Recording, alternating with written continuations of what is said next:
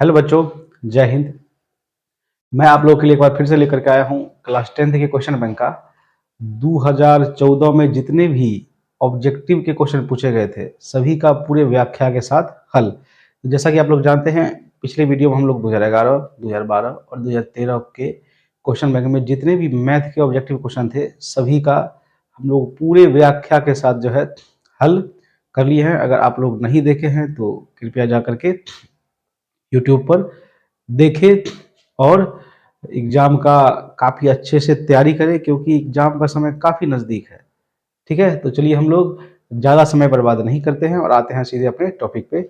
आज हम लोग शुरू करने जा रहे हैं क्लास 10th के क्वेश्चन बैंक का 2014 का सीरीज। ठीक है, इसका पहला क्वेश्चन है, देखिए क्या है यहाँ पे। हमारा पहला क्वेश्चन है,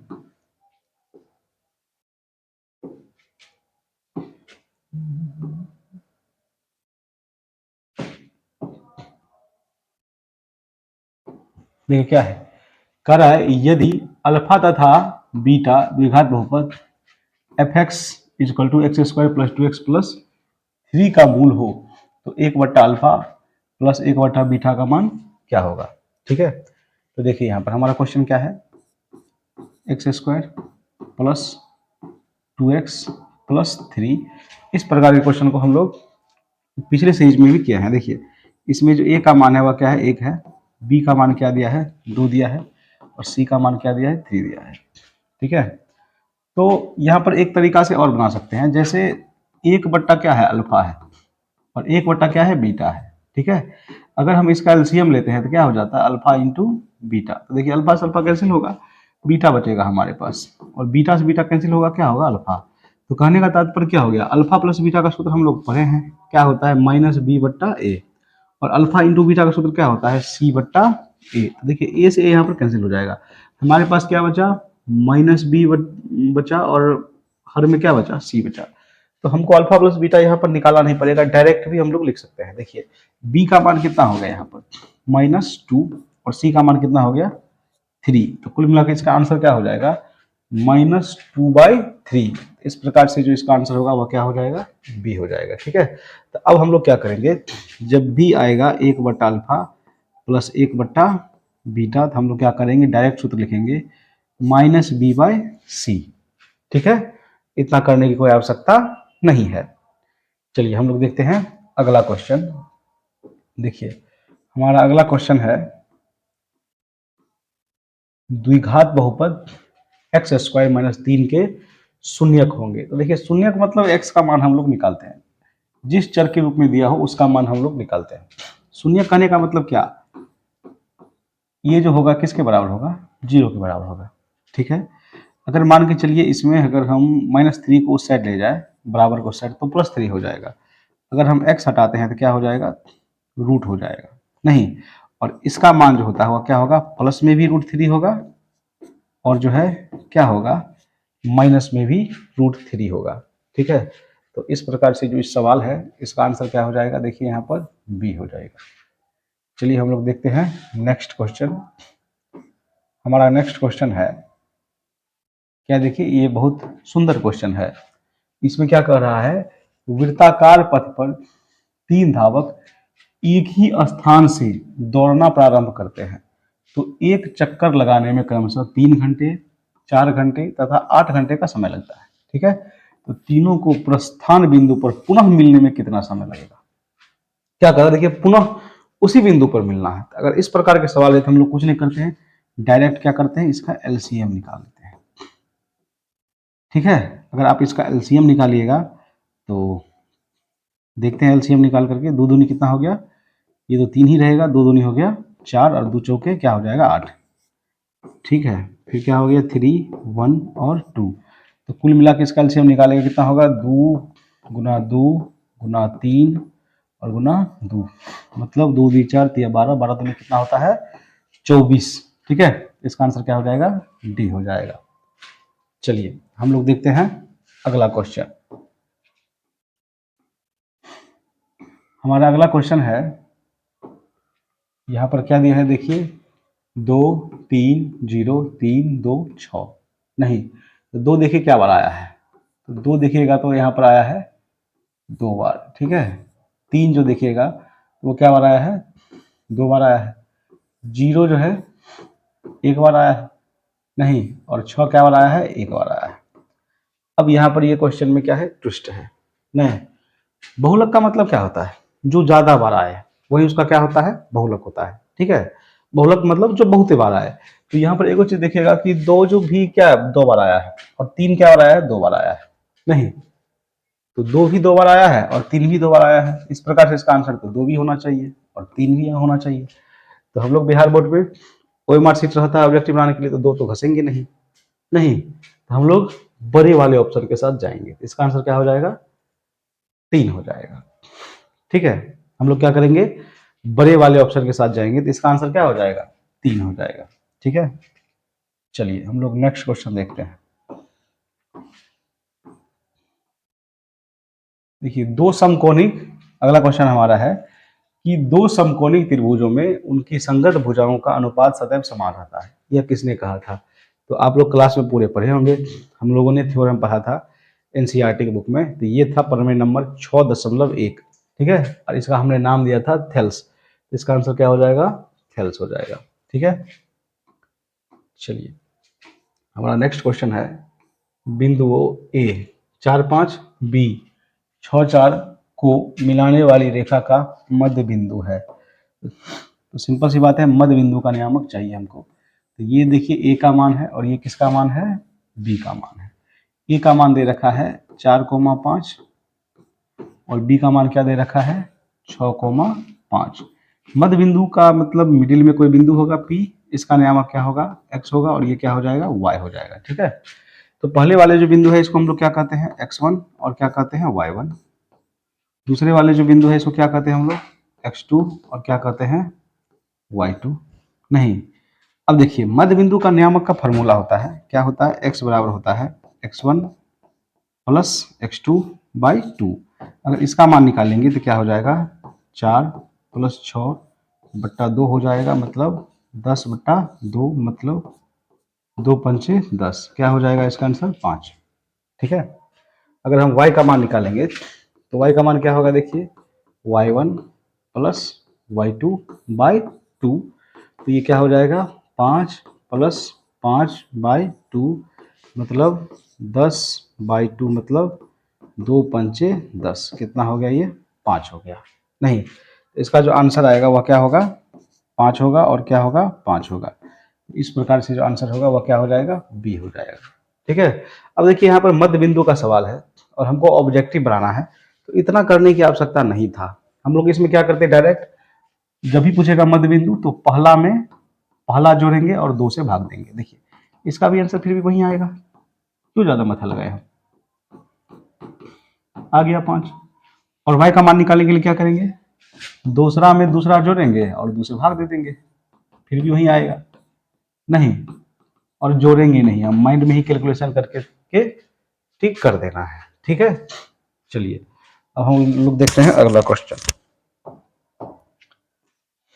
हमारा अगला क्वेश्चन है, यदि किसी वृत्त की त्रिज्या आधी कर दी जाए, नहीं, यदि किसी वृत्त की त्रिज्या आधी कर दी जाए तो पुराने तथा नए वृत्तों के परिधियों का अनुपात क्या होगा। तो सबसे पहले देखिए वृत्त का जो परिधि होता है वह क्या होता है, 2πr। नहीं, 2πr था लेकिन त्रिज्या को इसमें क्या कर दिया गया है, आधा कर दिया गया है। तो क्वेश्चन क्या कर रहा है, यदि किसी वृत्त की त्रिज्या को आधी कर दी जाए तो पुराने तथा नए परिधियों का अनुपात क्या होगा। तो पहले पुराने कह रहा है तो पुराने तो यही होगा, फिर नया तो ये हो जाएगा। नहीं, तो देखिए 2 से 2 कैंसिल होगा, पाई से पाई कैंसिल होगा, आर से आर कैंसिल होगा।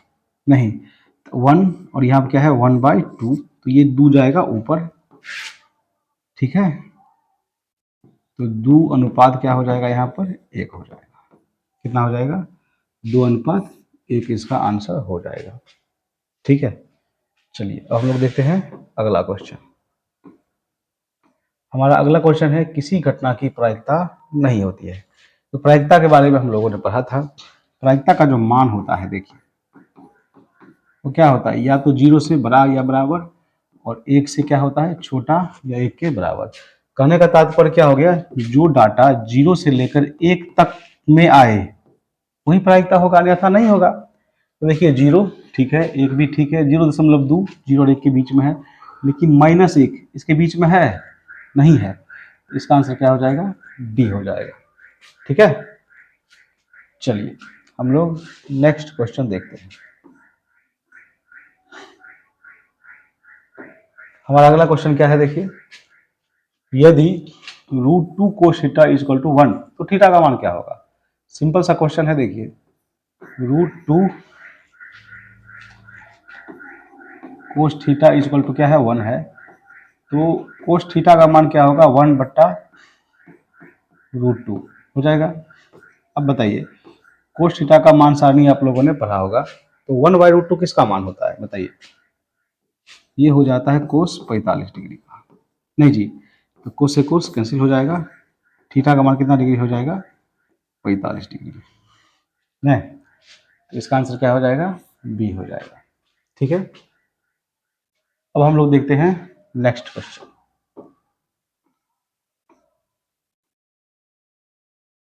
देखिए हमारा अगला क्वेश्चन है, क्या कह रहा है, 1 प्लस कोट स्क्वायर ए बट्टा 1 प्लस टेन स्क्वायर ए। तो देखिए 1 प्लस कोट स्क्वायर ए क्या होता है, कोसेक स्क्वायर ए के बराबर, और 1 प्लस टेन स्क्वायर ए क्या होता है, सेक स्क्वायर ए के बराबर। नहीं, देखिए अब कोसेक स्क्वायर का सूत्र होता है 1 बट्टा साइन स्क्वायर ए, और इसका सूत्र होता है 1 बट्टा कोस स्क्वायर ए। ठीक है, तो ये कोस स्क्वायर ए ऊपर जाएगा, बट्टा क्या हो जाएगा, साइन स्क्वायर ए, और हम लोग ये भी जानते हैं कि कोस बटा साइन क्या होता है, कोट होता है, तो इसका आंसर क्या हो जाएगा, कोट स्क्वायर ए, क्या हो जाएगा, सी हो जाएगा। ठीक है, चलिए हम लोग नेक्स्ट क्वेश्चन देखेंगे।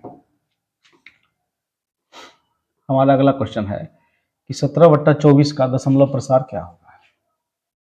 ठीक है, देखिए दशमलव प्रसार दो तरह से निकाल सकते हैं। दशमलव प्रसार निकालने का सीधा तरीका क्या है कि 24 से 17 में भाग दे देंगे, मतलब हर से अंश में भाग दे देंगे, नहीं, और अगर डायरेक्ट ये कह दे कि बिना लंबी विभाजन से शांत होगा या अशांत होगा, तो इसका क्या प्रोसेस है, हम लोग पहले इसको सरलतम रूप में लिखेंगे। तो देखिए 17/24 सरलतम रूप में ही है, नहीं, तो हम लोग क्या करेंगे, 24 का गुणनखंड करेंगे। 24 का गुणनखंड करेंगे तो कितना आएगा, देखिए 12 आएगा, ये 2 छक 12 लगेगा, और ये द्वितीय 6 आ जाएगा। तो हम लोग बिना लंबी विभाजन प्रक्रिया द्वारा शांत या अशांत का प्रोसेस जानते हैं। उसमें क्या होता है कि अगर हर के रूप में 2 आए, क्या आए, 2 आए, या 5 आए, या 2 और 5 दोनों आए, इस स्थिति में क्या होता है, ये शांत होता है। ठीक है, अन्यथा इसके अलावा कुछ भी आता है तो वह क्या हो जाता है, अशांत आ जाता है। जैसे यहाँ पर 2 तो आया, लेकिन 3 आ गया एक्स्ट्रा में, इसका मतलब ये क्या हुआ, अशांत हो गया। ठीक है, ये क्या हो जाएगा, अशांत। नहीं, ये तो शांत अशांत की बात थी, लेकिन यहाँ पर क्या करा, दशमलव प्रसार। दशमलव प्रसार के लिए हम लोग क्या करते हैं, देखिए 24 से भाग दे देंगे किसमें, 17 में, तो लगेगा नहीं, दशमलव देंगे, ये क्या हो जाएगा, 0। नहीं, अब देखिए 24 पंच होता है 120, 24 को 6 से गुना करिएगा तो लगभग होता है 144, 24 को अगर हम 7 से गुना करेंगे तो लगभग 168 होता है। नहीं, 4 सत्ते 28 और 7 दूनी 14 और 2 16, कितना बच गया, ये 20।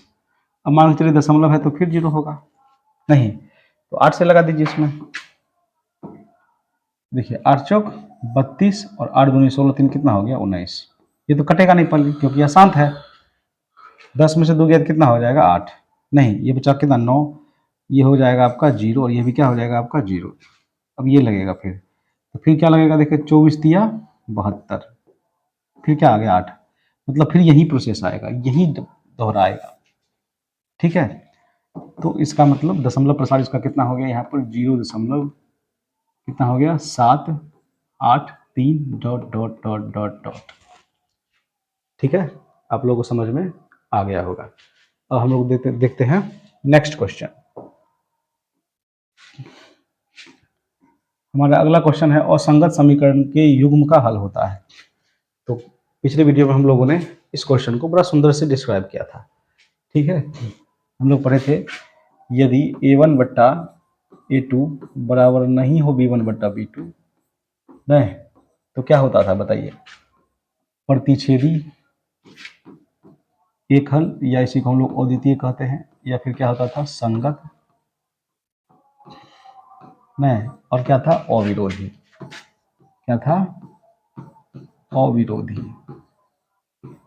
ये पढ़े थे हम लोग, ठीक है। और देखिए A1 बट्टा A2 बराबर था B1 बट्टा B2 बराबर C1 बट्टा C2, तब था संपाती। नहीं, एक ही रेखा पर, इसको कलर चेंज करके बताते हैं। तब एक ही रेखा पे था। जैसे मान के चलिए एक और रेखा जाए, इसको हम लोग क्या कहते हैं? संपाती। नहीं, इसका जो हल होता है वह क्या होगा? अनेक हल। ठीक है, क्या हो जाएगा? अनेक हल होगा। ये भी संगत होगा, ठीक है, और अविरोधी भी होगा।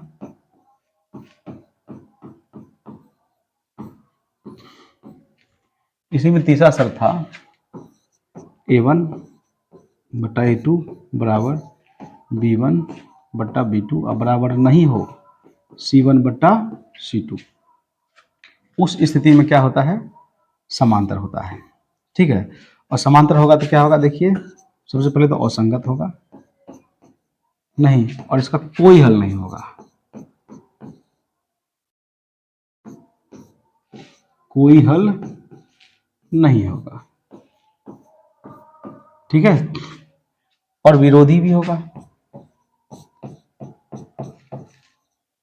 क्या हो जाएगा यहाँ पर? विरोधी। तो कुल मिलाकर के क्वेश्चन क्या था? असंगत समीकरण के युग्मों का डॉट डॉट हल होता है तो कोई हल नहीं होता है। इसका आंसर यही होना चाहिए। होना चाहिए क्या होगा? कोई हल नहीं होगा, ठीक है। चलिए हम लोग देखेंगे नेक्स्ट क्वेश्चन। देखिए, चित्र से y का मान हमको चाहिए, क्योंकि शर्त दिया है DC। क्या दिया है यहाँ पर? देखिए, DC समांतर AB है, मतलब ये जो DC रेखा है और ये जो AB रेखा है एक दूसरे के क्या है? समांतर है। एक दूसरे के क्या है? समांतर है। और समांतर होता है तो हम लोग शर्त पढ़े थे क्लास 9th में, संगत कोण समांतर होता है। मतलब संगत कोण क्या होता है? समान होता है। नहीं, एक ही ओर के अंतःकोण बराबर होते हैं, एक ही ओर के अंतःकोण बराबर नहीं होते हैं। एकांतर कोण क्या होते हैं? बराबर होते हैं। और एक ही ओर के अंतःकोणों का योग जो होता है 180 डिग्री होता है, ठीक है। तो यहाँ पर देखिए 70 का एकांतर कोण ये B हो गया, ये x का एकांतर कोण ये y हो गया। नहीं, हमको किसका मान चाहिए? यहाँ पर y का मान चाहिए, ठीक है। तो y का मान जो है कैसे निकलेगा? पहले हम इसका मान निकाल लेते हैं। अब नहीं भी देखिए, पहले इसका मान, या अगर AB समांतर CD दिया है तो एकांतर कोण तो बराबर होगा। तो ये अगर 70 डिग्री है तो ये भी कितना डिग्री हो जाएगा? 70 डिग्री हो जाएगा। नहीं, अब एक चीज बताइए, ये जो किरण है OC, ये जो रेखा है BD इसी पर खड़ी है। अगर किसी सरल रेखा पर कोई किरण खड़ी होती है तो क्या होता है? आसन कोणों का योग 180 डिग्री के बराबर होता है। कितना होता है? 180 डिग्री के बराबर होता है। तो कुल मिलाकर के अब यहाँ पर 125 डिग्री है, तो 125 में कितना जोड़ेंगे तो 180 हो जाएगा? बताइए कितना जोड़ेंगे? लगभग 55 डिग्री, ये ना जी। अगर हम 125 में 55 जोड़ देंगे तो 180 हो जाएगा। अब हम त्रिभुज अगर OAB की बात करें तो हमारे पास तीन कोण है, एक 55 डिग्री है, एक 70 डिग्री है और एक y है। तो बताइए त्रिभुज का तीनों कोणों का जोड़ कितना डिग्री होता है? 180 डिग्री होता है। 55 प्लस क्या हो गया? 70 और प्लस y इक्वल टू क्या होगा? 180 डिग्री। अब इसको जोड़ेंगे तो क्या आएगा? 125 ही तो आएगा। नहीं, तो y का मान 180 और माइनस 125 तो कितना आएगा? 55 डिग्री ही इसका आंसर आएगा, ठीक है। आप लोगों को ये क्वेश्चन बढ़िया से समझ में आ गया होगा। अब हम लोग देखेंगे नेक्स्ट क्वेश्चन। अगला क्वेश्चन क्या है? वृत्त की स्पर्श रेखा, नहीं, ये हमारा क्या दिया है? ये सर्कल दिया है। देखिए, वृत्त की स्पर्श रेखा, स्पर्श रेखा हम लोग कैसे बनाते हैं? यहाँ कोई बिंदु रहता है, ये वृत्त का केंद्र है, इससे जो रेखा जाता है उसी को हम लोग क्या कहते हैं? स्पर्श रेखा कहते हैं। ठीक है, तो वृत्त की स्पर्श रेखा स्पर्श बिंदु से, स्पर्श बिंदु तो यही हो गया, नहीं स्पर्श बिंदु यही ना हुआ, देखिए स्पर्श बिंदु ये हो गया। ठीक है, स्पर्श बिंदु से केंद्र को मिलाने वाली रेखा पर होती है। स्पर्श बिंदु से केंद्र यही ना है। ठीक है, ब्लैक पूरा ब्लैक ब्लैक हो गया, या कौन सा कलर ले, ये कलर लेते हैं। चलिए, अब ये क्वेश्चन क्या कर रहा था, देखिए वृत्त की स्पर्श रेखा स्पर्श बिंदु से केंद्र को मिलाने वाली रेखा, ये जो रेखा इसी के बारे में पूछ रहा है, हम लोग पढ़े हैं थ्योरम। नहीं, ये जो केंद्र को मिलाने वाली रेखा है ये क्या हो गई, वृत्त की त्रिज्या, और वृत्त की त्रिज्या स्पर्श रेखा पर क्या होती है, लंब होती है। ठीक है, तो क्या हो जाएगा, लंब, इसका आंसर क्या हो जाएगा, लंब हो जाएगा। ठीक है, चलिए आप लोग को ये क्वेश्चन भी अच्छी तरह से समझ में आ गया होगा। हम लोग देखेंगे नेक्स्ट क्वेश्चन। हमारा अगला क्वेश्चन क्या है, देखिए क्या है, एक्स अक्ष पर स्थित किसी बिंदु का y नियामक क्या होगा। तो देखिए एक्स अक्ष पर y का मान किसके बराबर होता है, शून्य के बराबर होता है। एक्स अक्ष पर y का मान शून्य होता है और y अक्ष पर x का मान क्या होता है, शून्य होता है। ठीक है, चलिए अगला क्वेश्चन हम लोग देखेंगे। नहीं, अब ये क्वेश्चन है कि कार्तीय तल में स्थित किसी बिंदु 6 के कोटि का मान होगा। तो पहले वाला मान को हम लोग भुज कहते हैं, दूसरे वाले मान को हम लोग क्या कहते हैं, कोटि। तो इसमें जो कोटि होगा वो कितना हो जाएगा, बोलिए, कोटि ही पूछ रहा है तो 4, अगर भुज पूछता तो कितना होता, 6 हो जाता। इसका आंसर क्या हो जाएगा, 4 हो जाएगा। ठीक है, चलिए हम लोग अगला क्वेश्चन देखते हैं। अब ये तो बहुत सिंपल क्वेश्चन है, नहीं क्या कर रहा है, tan 90 डिग्री माइनस ए बराबर क्या होता है, बोलिए, कोट ए होता है। नहीं, ये ना होगा। चलिए अगला क्वेश्चन देखेंगे। आप लोग जितना भी सूत्र है उसको बढ़िया से पढ़ लीजिए। हम लोग क्लास में तो रोज करते हैं सूत्र, नहीं क्लास में लोग रोज करते हैं ना, एक दिन में कितना सूत्र करते हैं, 50 सूत्र कम से कम। नहीं तो रिवीजन हो जाता है, फिर भी आपका कर्तव्य बनता है कि कम से कम ट्रिगोनोमेट्री का जो प्रत्येक फार्मूला होता है एक बिंदु भी नहीं छोड़े। उसे देखते हैं डायरेक्ट क्वेश्चन रहता है, कोई भी क्वेश्चन हो तो बिना फार्मूला का बनबे नहीं करेगा।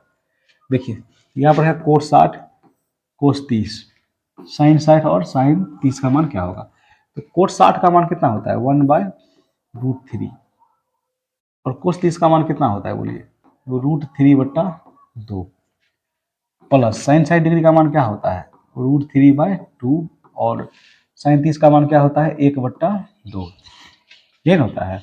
तो इसका अगर हम गुना करें तो गुना क्या, देखिए ये कैंसिल हो जाएगा, इसको रहने दीजिए अभी। ठीक है, इसको हटा दीजिए अभी। देखिए अब यहाँ पर √3 से √3 कैंसिल हो गया, तो हमारे पास क्या बचा, 1/2 ये हुआ, और ये क्या हो गया, √3/4। तो अगर हम इसका एलसीएम ले क्या हो जाएगा, 4 हो जाएगा, ये हो जाएगा 2, 2 दूनी 4, 2 होगा, ये हो जाएगा √3/4। एक बार इस क्वेश्चन को फिर से चेक कर लेते हैं। कोस 60 डिग्री का मान कितना होता है, 1/√3। ठीक है, कोस 30 का मान क्या होता है, √3/2, साइन 60 डिग्री का भी मान होता है √3/2, और साइन 30 का मान क्या होता है, 1/2। तो √3 से √3 कैंसिल हो गया, तो 1/2 बचा, और ये क्या हो गया, √3/4, 4 एलसीएम लिए, 2 दूनी 4, 2 ही होगा, तो यही इसका आंसर हो जाएगा। ठीक है, चलिए हम लोग नेक्स्ट क्वेश्चन की बात करते हैं। देखिए हमारा अगला क्वेश्चन क्या है,